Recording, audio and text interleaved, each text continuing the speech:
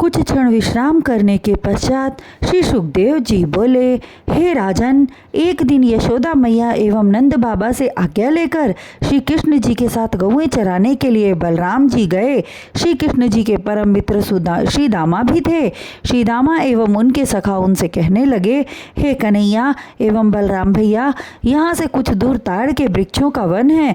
वहाँ ताड़ के वृक्ष सदैव मीठे फल से लदे रहते हैं, किंतु धेनुकासुर के भय से कोई मनुष्य वहाँ नहीं जाता।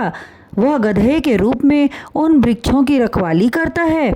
सखाओं के मुख से इस प्रकार का उच्चारण सुनकर बलराम जी कहने लगे, यदि तुम सब ताड़ के मीठे फलों को खाना चाहते हो तो इसी समय मेरे साथ चलो।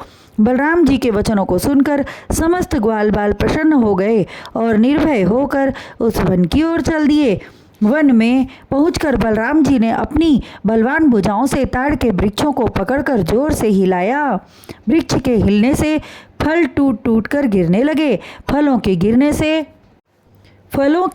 से उत्पन्न हुए शब्दों को सुनकर धेनुकासुर चिंघाड़ता हुआ वहां आ पहुंचा। उसे आता देखकर ग्वाल बाल डरकर दूर जा खड़े हुए।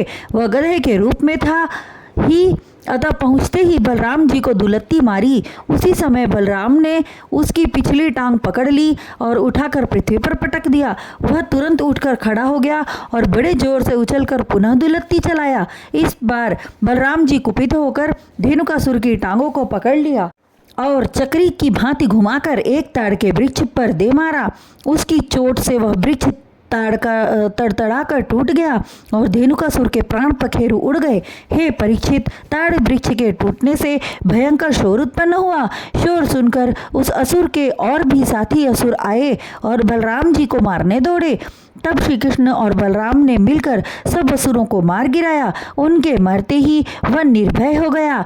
तब सभी ग्वाल बालों ने खूब फल खाया और पोटली में बांधकर अपने घरों को ले गए और धेनुक राक्षस के मारे जाने का समाचार कह सुनाया, जिसे सुनकर ब्रजवासी अत्यंत आश्चर्यचकित हुए।